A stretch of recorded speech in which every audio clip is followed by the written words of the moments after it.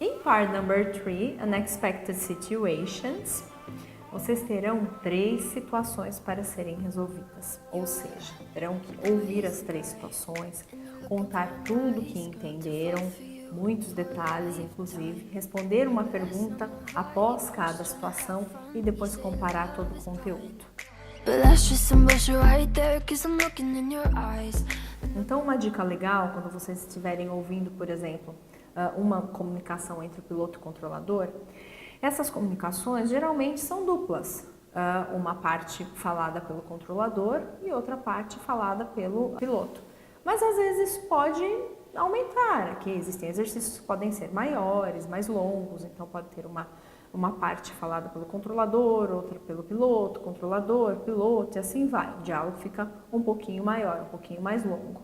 Ou, por exemplo, estão habituados a ouvir a comunicação sempre iniciada pelo piloto, dessa vez não, vocês terão também comunicações iniciadas pelo controlador e assim por diante. Bem, como eu já havia indicado e recomendado, as abreviações são bem-vindas. Então, quando você ouve um áudio com muito conteúdo, o ideal é criar as abreviações, usar abreviações aeronáuticas relacionadas ao conteúdo de clearance, por exemplo, e ao conteúdo de não rotina, tentar criar algumas abreviações relacionadas aos problemas. Por exemplo, hydraulic failure, abreviar o conteúdo, engine failure, também algum tipo de abreviação. Você pode inventar a sua se você quiser, porque você terá um tempo muito curto para poder passar para o papel tudo que você está ouvindo.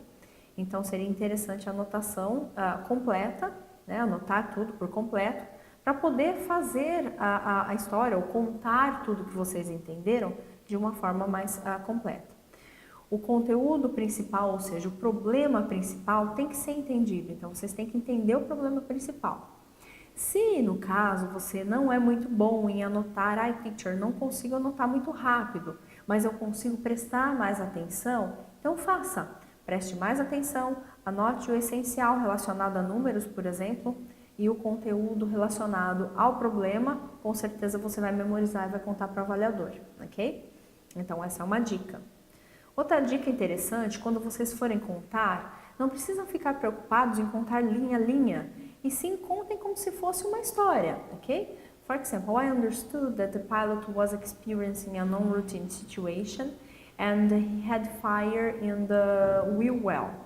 Then he contacted the controller and declared emergency or declared pam-pam, requested the priority landing. Então, nisso, vocês estão contando uma história relacionada ao que vocês acabaram de ouvir, a conversa que vocês ouviram, ok? Contar linha a linha, às vezes acaba atrapalhando, porque com certeza se vocês perderam um conteúdo, vocês acabam se atrapalhando com o conteúdo perdido, ok? Então, o legal é formar uma história e usar o presente, passado, ok? E o jogo com as linking words seria bem interessante também, ok? Feito isso, vocês terão 3 situações para poder ouvir e contar o que vocês entenderam, o maior número de detalhes possíveis, e a informação importante relacionada ao problema principal é essencial, é fundamental.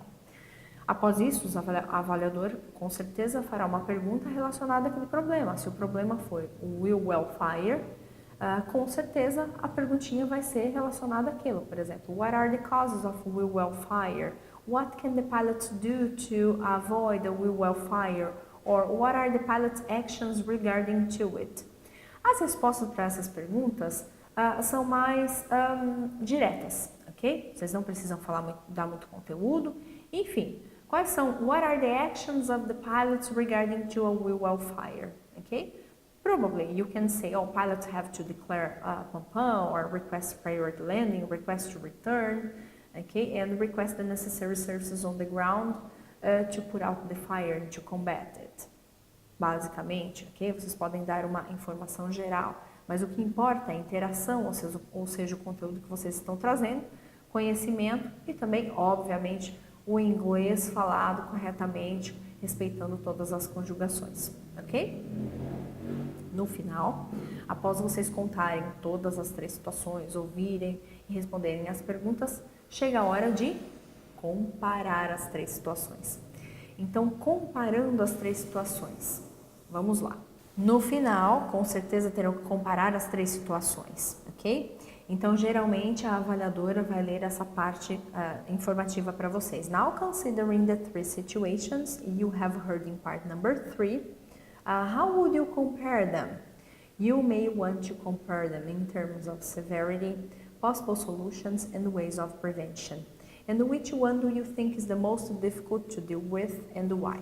Ok, então existem alguns tópicos para levar em consideração, ok? Comparar significa pegar as três situações e comparar, dizendo se uma é mais difícil que a outra, mais perigosa que a outra, mais fácil ou mais fácil do que a seguinte e assim por diante. Então, uma dica legal é vocês iniciarem pela pior.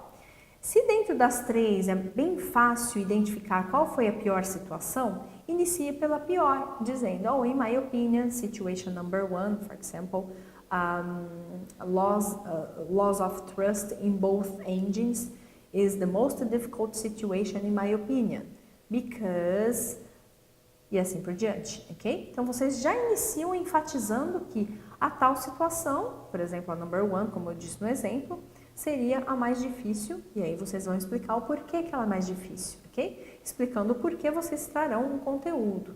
E ao longo dessa explicação, também é legal vocês falarem um pouquinho sobre as ações do piloto, que geralmente os pilotos fazem diante desse tipo de emergência, ok? Aí, então, restam duas, ok? Duas situações. Aí seria legal vocês compararem essas duas, ok? In my opinion, situation number 2, with severe turbulence and injured passengers on board, is more dangerous or is more difficult to deal with than a burst tire or a flat tire during the taxi. Because we have injured passengers on board, we have to request priority landing and request medical assistance on the ground. While in situation number 3, a burst tire during the taxi, you are still on the ground, so you have all the necessary support. Obviously, it will cause probably a delay, you have a delay for departure, maybe that flight will have some more minutes on the ground. But you still have all the support and there's no risk for the passengers or crew members as well, ok? Então, na verdade, você compara a situação 2 com a 3, ok? A comparação acontece aí, porque você estabeleceu que a number 1 é a mais difícil e já explicou o porquê, ok? Então, essa é uma dica legal para você se organizar e poder comparar com bastante informação e bastante conteúdo relacionado às três situações. And finally, depois de feita toda a comparação com as três situações, seria interessante vocês trazerem a sugestão como piloto de como prevenir aquelas três situações. Então, aí vocês podem trazer a sugestão dizendo, on situation number 1, I guess that the best thing to be done is, the best thing to do is, a good idea would be, e aí vocês sugeriam o que for necessário para poder evitar as três situações, ok? Então, não pode esquecer disso. Seria legal vocês deixarem para o final e aí fazer toda a sugestão, ou se não, uma a uma, conforme vocês forem completando toda a comparação, já sugiram também o que for necessário para fazer para poder evitar com que aquele problema aconteça de novo. Ou uma manutenção regular, ou ter mais treinamento para o pessoal, enfim, o que for necessário para sugerir, ok? I hope that you enjoyed the explanation and see you on the next video.